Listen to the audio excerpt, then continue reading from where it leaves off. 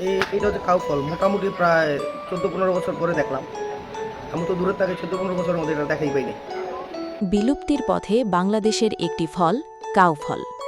বাংলাদেশের গ্রামীণ প্রকৃতির একসময়ের পরিচিত ও জনপ্রিয় একটি ফল ছিল কাউ ফল।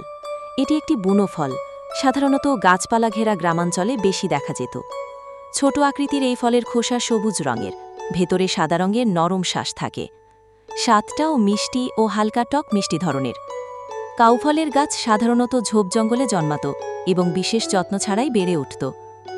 কিন্তু সময়ের সাথে সাথে অর্থনৈতিক গুরুত্বের অভাব, জমির ব্যবহার পরিবর্তন এবং মানুষের অভক্তির কারণে এই ফলটি আজ প্রায় বিলুপ্তির পথে।